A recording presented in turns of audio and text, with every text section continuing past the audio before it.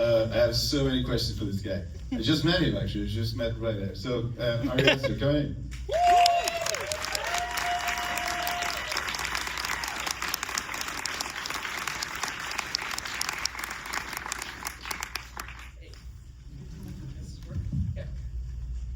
How you doing?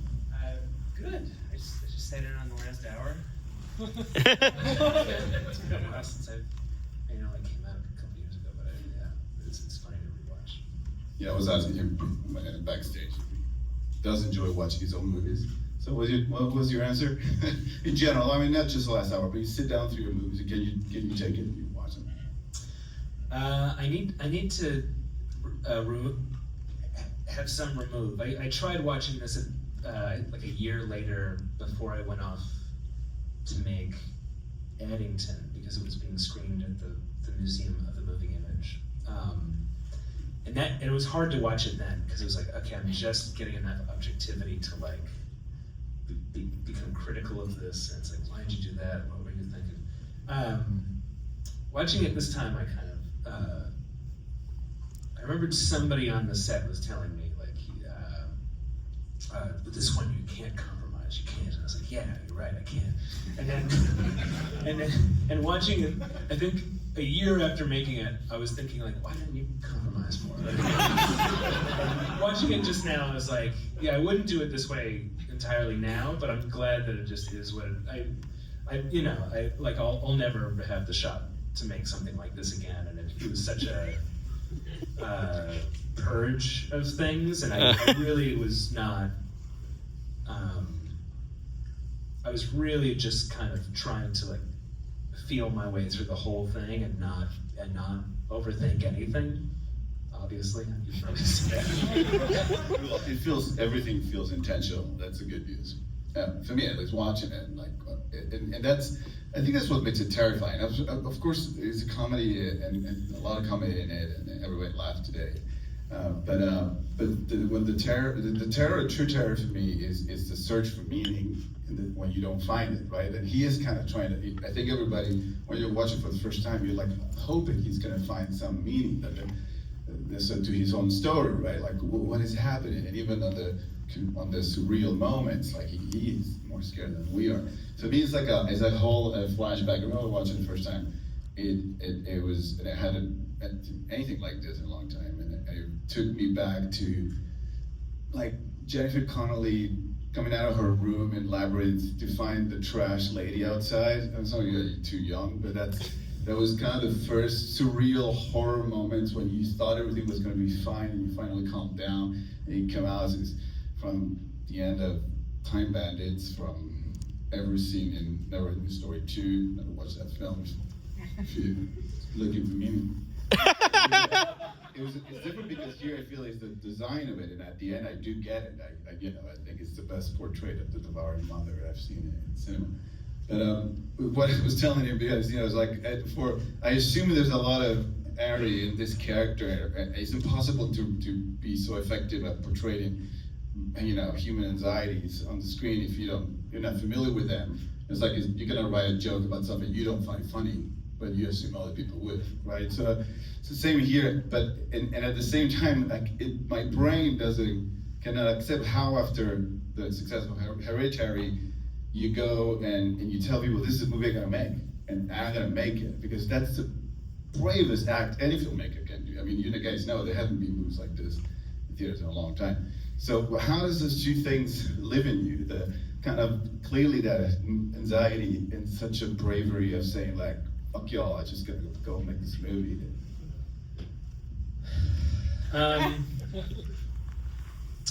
Well, this was, I tried to make a version of this 5 years before I made Hereditary. It was the same movie. It was maybe a little stupider, if you believe it. And maybe a little bit less emotional. Whether you find this emotional or not. It became for me much sadder, like when I went back to it. But this was just a movie that I felt really compelled to make. It was a world that was like really alive for me in my head, and it was it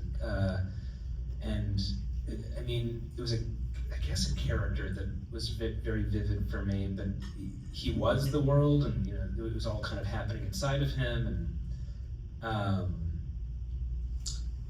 and I guess Beau is sort of me as a little boy,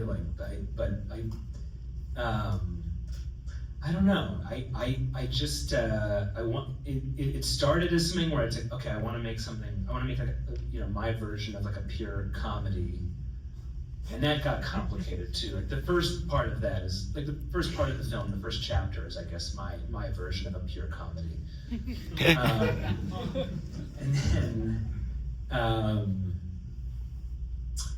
yeah, I don't know. It was me like watching it again was very interesting because it's like, okay, this is actually, I didn't have as much.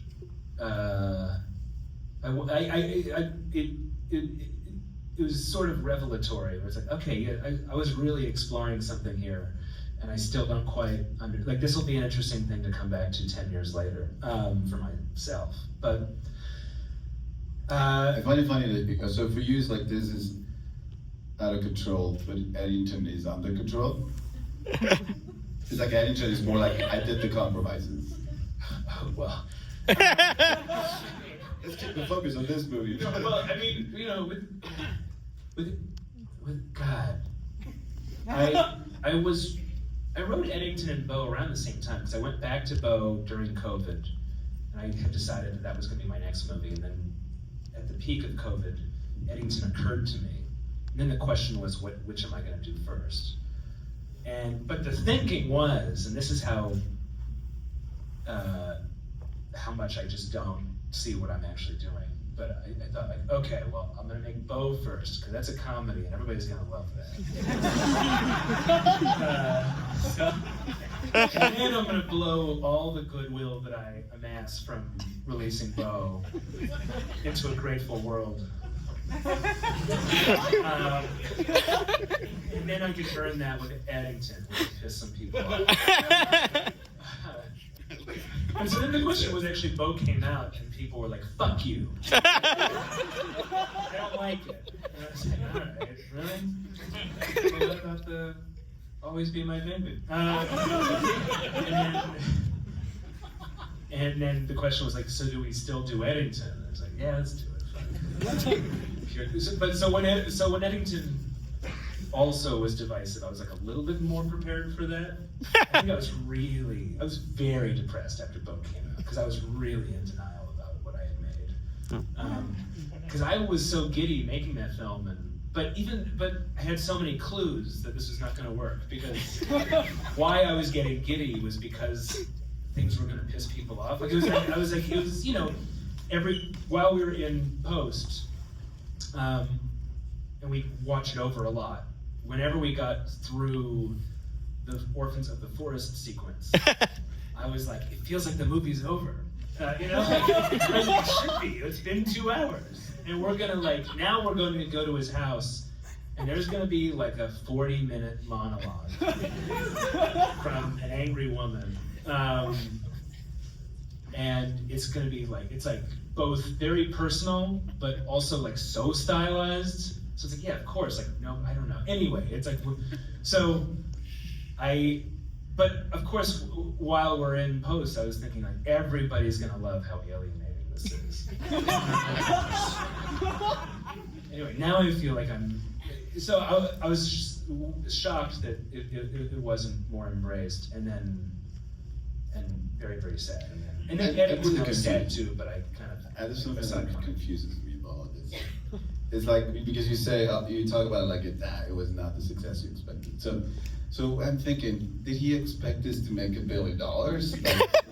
And he got disappointed? Because, I mean, and even, so that's why I ask you, what's your measure of success for a movie? Maybe then, maybe now, has that changed at all? When you come in, like, and be honest, like, we're among friends here, so you can test. What's you expect? What's your measure of success? Well, I don't know. I mean, I was surprised that Hereditary did well, because I thought that I was making something really, really, like, bleak and unpleasant. So I think that then conditioned me to be like, oh, all right, so it's all gonna, that's great. So I think I might have, the reception to Beau, I might have expected more. Talking about box office, critical acclaim, awards, things like that. There were a lot of critics who really came after it with knives. Like people, yeah. I mean, definitely there always is, but on this one, it felt like very hostile. Like the atmosphere that it felt hostile. And like in the movie. Yeah, like in the movie. I guess I just want, it's, hostility begets hostility. No, I don't really have any picture of success. I think you just want to feel, especially when you make something like this, which is so personal, you just want to feel understood. And I would say, being honest, like the feeling for a while was like of being like, oh man, I went out there naked. Everybody was like, put your fucking clothes on.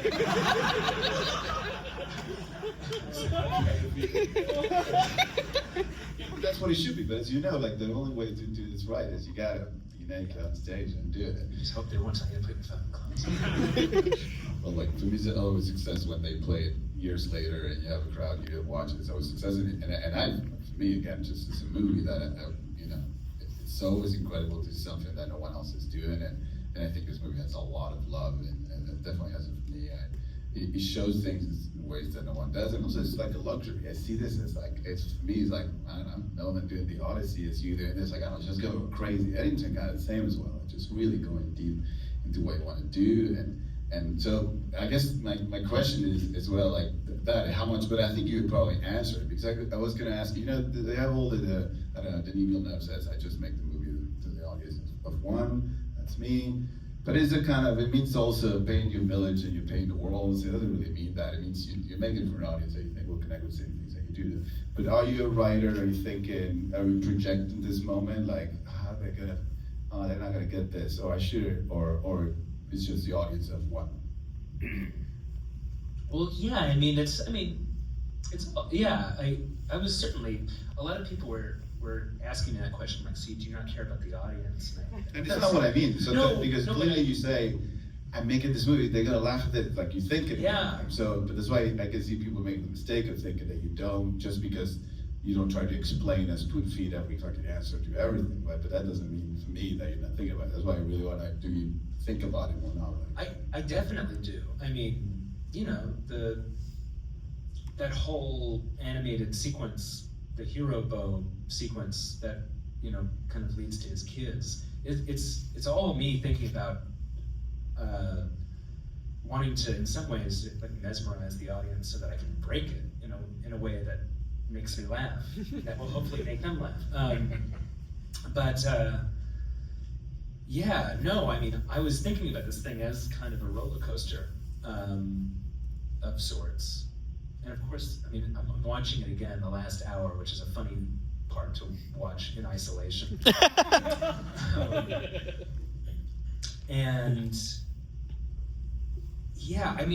What I will say is this one, I really did try to not overthink anything and follow impulses that felt really right. And over time, things maybe don't feel right, and so you pull them out. But things that stay, you start to trust them. Like, okay, this is just what it is,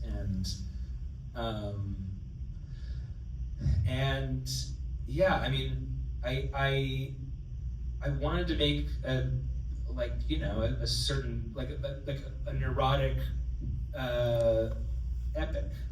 Yeah, and watching it, I was like, oh, I think I did that. But I can say I've never worked so hard on a film in my life, and even though there are things here where I watch it and I think there are stretches of this film where, for the most part, I think like, oh, why did you do that? Or you're undermining this thing over here, this thing over here. It is the film I'm proudest of because it really is the hardest I've ever worked on anything, and the most I've ever put on myself.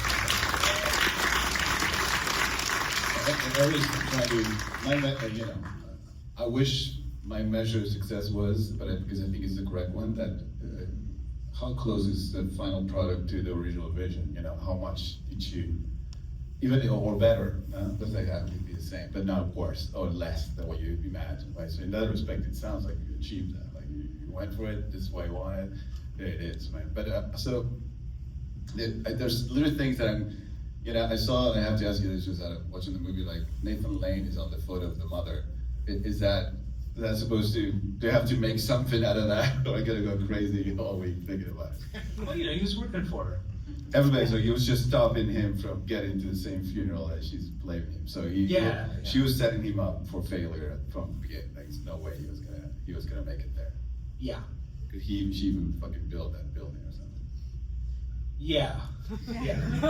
Yeah, I mean, you know, the whole... Sorry, I'm being selfish. I know you guys, you have your questions. but yeah, the whole idea, I mean, was she's seen how much Beau actually wants to get to her funeral. So she's throwing obstacles in front of him and saying, yeah, okay, like, let's see if you stay at this house. Yeah. But again, this is a hard movie to you know, answer questions about plot, because again, it's all so strictly emotional. The minute you start explaining it, it's like, it's really, I mean, kind of the answer, like every answer, like for me, the answer, like every answer was, what is the most paranoid conclusion? Like that's what it is. So, because there's a lot of course, about guilt, there's a lot of control, that motherly control, and because I see how hard you work out, a lot of details. But then you bring Joaquin Phoenix into the mix. That will terrify me. I will assume I lose total control of whatever I want to do. I mean, the great actors usually, you never get away with what you want to do in the day. You show up, you work with a great actor, he's gonna have a lot of opinions. And the better usually, the more people can go, oh, they're complicated and difficult. I always see it's like, yeah, they have a lot of opinions and they'll help you make it better, but you know, it's our job usually to keep them wherever you need them to be. So how do you jump into that? How was that first experience with him? And did you feel like you had control, you had to just let go and there's a place to let it go? How was the experience? I mean, you know, Joaquin and I became really, really good friends very quickly. I guess we work in very similar ways. We're really obsessive, and it's never done until it's done. And you know, there's some people that you hear are like, okay, this guy's difficult, and it means that they're an asshole. And in the case of, not always, but in the case of Joaquin, it's like, no, he's really giving himself to this, and he's really taking it very seriously. And it's not like playtime. And I agree with that attitude. And so yeah, there are certain days where like he'll be hitting a wall because something's not working or not right in his eyes, and it can be hard.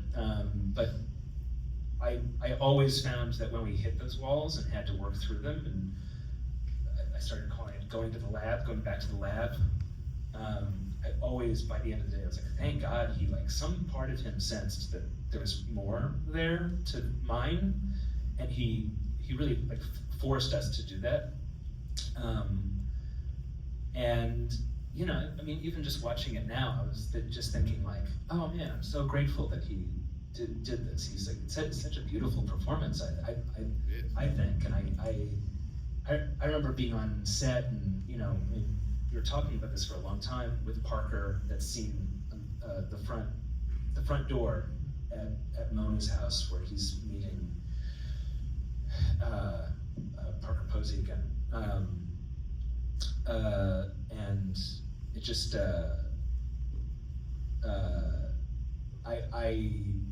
I was so moved by what they were doing on set, and it was one of those things where sometimes you're very moved and you're not sure if it's just you or if it's translating. But watching it again, I was taken back to just what they were doing. It's so special. I think what they're doing there is really tender and strange, and yeah, I mean, what great actors.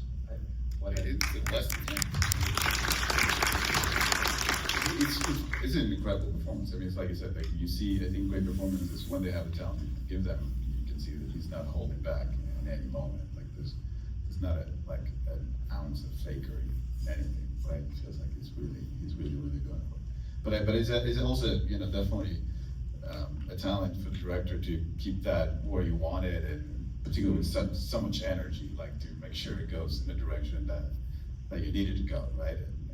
I think one of my problems is I really have this kind of slow internal clock, and I always say like this movie is gonna move faster than the last one, and I really, you know, I think the reason this movie is 3 hours versus the contractual 2.5 is because you get into those spaces where it's like these silences are more important than the words being spoken.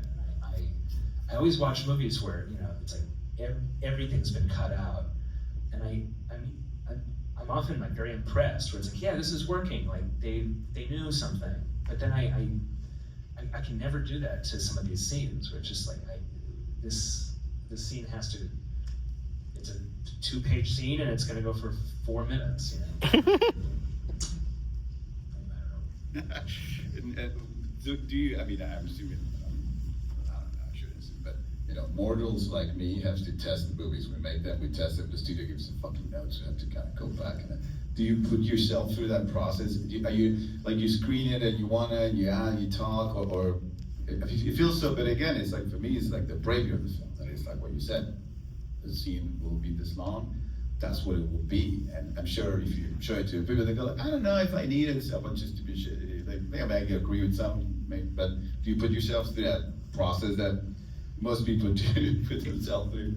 Well, on Hereditary we did, and we got the lowest score in the history of audience testing. Oh my God. It was something like 17 out of 100. Oh. Like, you know, a 50 is an F. Yeah, that was really intense. And so, no, I haven't done it since. On Beau, they really wanted me to, and it was like, I think I even put it in the contract, like we're not gonna audience test this thing. Because of course, how are you gonna, like, you know, what are they gonna say? I mean, like, it is what it is. That's the irony, because you tell me you're right at this comedy, they're gonna love it, and then they gonna love it, you go like, well, they're ready to see it. They're like, fuck no, fuck them, that was it. Because they're gonna tell me they don't like this shit. So part of you know already that if you submit it to the test, I mean, it's not them, it's people that can read the reaction and tell you, you're wrong about this or that. But again, like every legendary movie has a terrible test, you know, like I heard about Hereditary 7, Fincher told me that people walk by him and go, shame on you, and he had like 9 or something. Like, so you know it doesn't mean anything, but you have to submit to yourself through, you know, people sit, usually filmmakers sit in the back and there's like 20 people that stay in the front and just, you know, shred your movie to pieces and say it's fucking ridiculous, and they laugh and they say this is dumb, and I said every movie I made I had to suffer that, sitting in the back, people saying like, why the fuck would you write this line? I'm like, this line was good. I'm in the back. So then you do whatever you want with it, right? Like, so would you ever, like, you wouldn't change that. I wouldn't want you to change that, but. You know, I mean, I'll show it to friends, and I'll want really honest feedback. I'm not somebody who doesn't want feedback. I do, but I recognize that showing this or showing Eddington to a general audience is like, well, I mean, I don't know. It's just like, especially Eddington, you know, for other reasons, you know, just for, you know, it's just like it's a movie that is meant to be agitating in some ways, and so it's like, yeah, it's going to agitate people, and people don't like that. I don't know. With Eddington, I was slightly more ready for the response, but I think there's value in it, and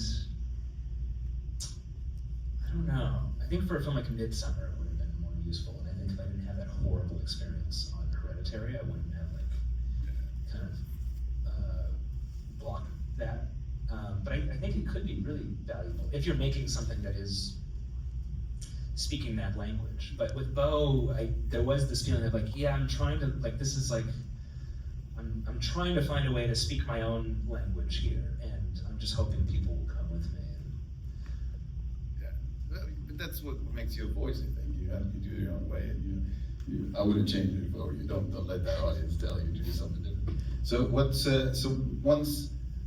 I'm assuming the whole process of you don't from the beginning to the end, it's like you're the hands-on guy. You're like there all the time. Do you let go? You tell the editor, oh, you do a version of this, or you're like, do you cut frame by frame? It's like the editor. Oh, but everything has to do with like after you shot it, it's just you. Like in this movie, like at least with this movie, like are you the 8 hours a day editorial? Like yeah. No, so with Hereditary, the editors did an assembly, which is when, as you're making the film, every day the footage is coming in and they're assembling it, and then you come in and they show you their assembly of the whole movie. And I was depressed for a month and a half. I didn't even want to come into the editorial. I was like, what's the point?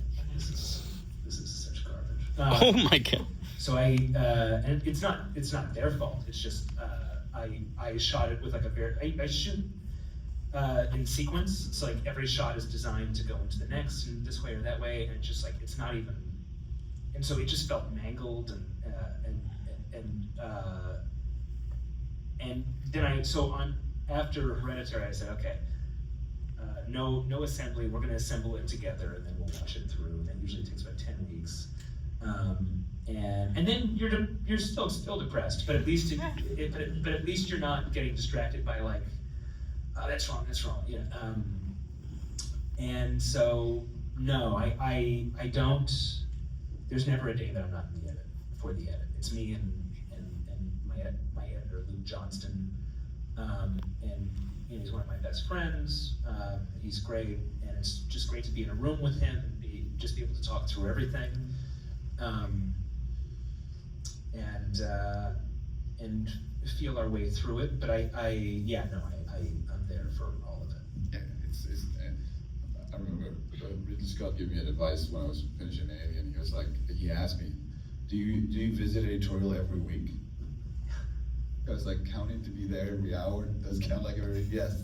And his advice was like, I think the director, the main tool is his main talent is to be objective about it. And he said, like, you should visit just once a month. And I was like, I don't think nobody makes movies that way anymore, right? I mean, that's how I made it. I mean, a lot of directors just, but there's some truth to the objectivity of it all. But I think every, like any artist, that's just really to the detail. You gotta be there. I wouldn't be very surprised if you said like, oh no, I'll let it, because that's why it's such a mystery to me. And I was saying the economy of like a character like this and the bravery of making a film like this, but at the same time that, like, you know how hard it is to watch the material. So it would make sense, and it's so free. The movie's so expressive. I imagine you running through because I'm in that, and just let's get that in there. Just go there. You, what's your name? You just go up there. We gotta get this stuff. And I love that. That's everything I'm not. So that's why I love it. It's just so free, and that's why all the brilliance aspect of the film come from that liberation, from that freedom of not overthinking it, or like, and even the obsession of like, I gotta get this no matter what, right? So something like that freedom sometimes could be like, well, I'll let people come in. That's why Joaquin for me is like feels like the actor of the left. You're not gonna control him or get him to stand over there and say the line to the right, like he's gonna do what he's gonna do, I'm sure, to a certain degree. So that's why it's this dichotomy between complete artistic freedom and running free through, set. I mean, it's not such a thing, but you understand the image of just the artist that just goes and does what comes out of his heart. And the idea of control, they kind of, they're opposite to each other in a way. But they live together in you. That's why you make brilliant films. Oh, thank you. Well, I thought it might be that way with Joaquin, because he struck me as somebody who just sort of needed to go his own way, and I found that Joaquin was an amazing partner to have. Who, the reason he took so long to say yes is because he wanted to make sure that he understood what I wanted to do and make sure that he wanted to do that too. He doesn't want to get in the way of your film, but he does need to make sure he can trust you. He was, for the first 2 weeks, he was testing me to see if he could, and that makes sense to me, But no, I found that he was an amazing partner. He's a very funny guy. He and I have very similar sense of humor. So we were making each other laugh and pushing each other in the same directions, never in different directions. You saw the movie, do you agree what the story was about? Did you ever had any, is it this about this, or is it more about that? Like, No, I mean, sometimes, with Eddington, I remember he had a lot of like, with the ending, when all the action stuff came in, he was like, what the fuck are we doing here? And I think as we were doing it, he was liking that stuff more and more. But yeah, no, I will say, just to what you're saying about feeling liberated, it did feel like a very free experience making this. I look back on it, it's like, yeah, this was really like, I was very untethered, and it was a really joyful, I mean, you know, making the movie is always kind of a nightmare in many ways, but it's a very joyful experience, and something about, you know, inventing this world where, you know, all the details kind of had to make me laugh in one way or another. Like, it was just never finished. So I think I was driving Fiona, the production designer, crazy because no scene was done. I was like sending her like, we got to do this sign, and so I was sending to the art department like signs that they had to make the night before for everything, or like posters, or but you know, the task was like, how do we jam it? How do we jam it with as many funny, strange details as possible, so that this, you know, and so much stuff is just like not visible. Like that street that he lives on, it's just every store we made up. And there's, you know, there's a travel agency called Anywhere But Italy, and that movie theater had like 5 fake posters that none of which you can see, but it's like all somehow I feel that it's all there, and yeah, I don't know. Yeah. But you know the thing Lynch said always, like, when he asked what the movie's about, he was like, the movie does the talking. You know, he didn't want to talk what the movie was about. But can I ask you what the movie's not about that you think people think it's about? Is that too tricky of a question? Do you understand? I mean, like, a lot of times, I'm sure, because when they're so expressive, there's a lot of things people say, I think this is about more than this. Have you ever got like some theory that's completely wrong about this movie's about? No. I mean, but I don't even think you know, I think it occurred to me while we were editing it, where I was like, oh yeah, this is a suicide movie. You know? I don't know. It's like, so do you try? You don't. The medium find your movie. Like, you don't try. No, I mean, of course, the ending is a suicide. You know, I mean, in a way. Like, but when that boat flipped, it was just like, I knew that was death. That moment of him looking up, there's like an acceptance of death. You know, there's a lot of stuff that's very alive for me, that was very alive when we were cutting it, and I was watching it there, and I was like, I wonder if this is even occurring to anybody.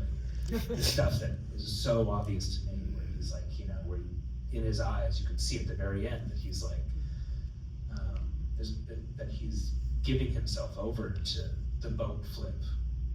And then it's sort of like he's doing it anyway. It's so, you know, for the movie is like that for me, where it's just it's meant to be like a purely emotional experience, and I think if you come in kind of looking for a traditional story, or trying to, it's probably gonna, you know, really piss you off or annoy you. Or scare you. That's what I said to me. Like, naturally, any movie starting, you go, okay, you try to make sense. Is this, unless you know that someone tells you it's a bit surreal, surrealistic, then that's the fear of trying to find the meaning of and then realize, not the meaning, what are the rules of this universe? Are there rules? Our brains are constantly looking for that.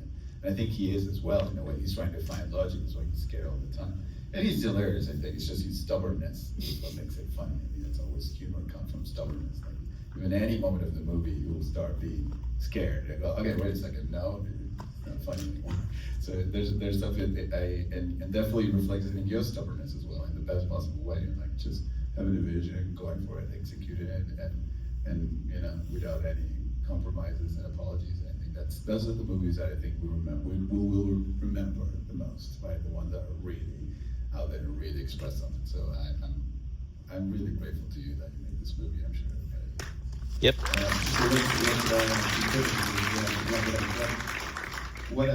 What's the future for you? But don't tell me what you do next. Like, what is given everything that's happening? Like, what is you as a filmmaker on the next 10 years? Are you know exactly? Oh, I gotta make movies until the wheels fall off.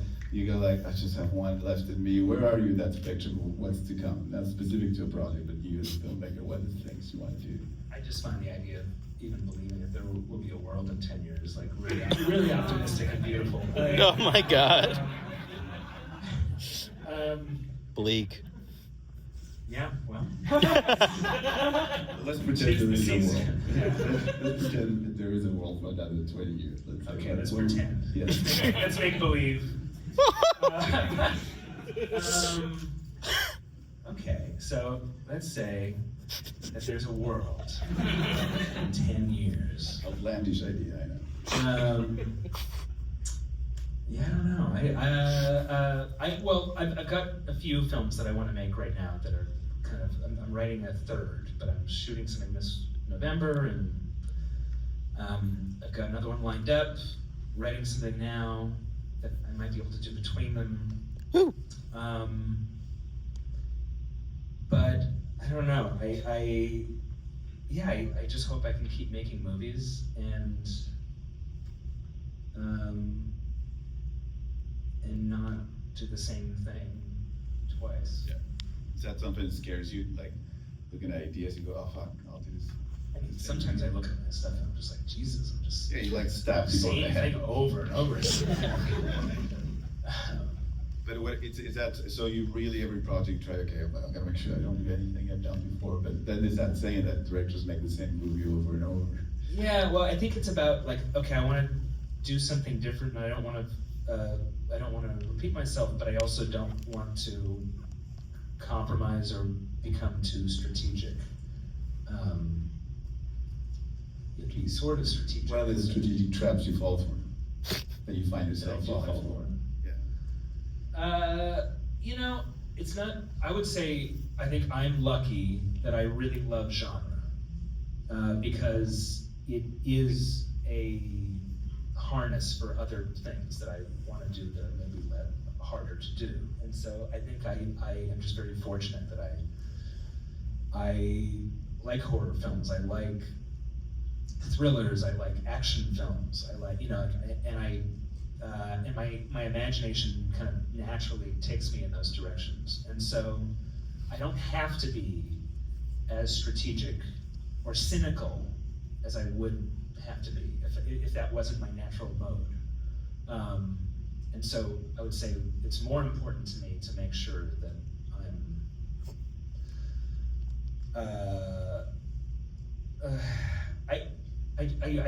I've been lucky that all the movies have kind of come to me. I don't sit at a table like, what am I going to do next? And so far I haven't had to. In these next 3 films, it happened that way as well. So I'm very lucky in that sense. That's great. No, that should be what it should be. I guess one movie at a time, and just without a bigger strategy. Some directors they have this mission that long. I think our generation is more like, be lucky to get another movie. Every movie seems like it's the last one, and then you're lucky to get another one. Yeah. But on that uplifting note, thank you so much for doing this. Thank you. Thank you. Woo.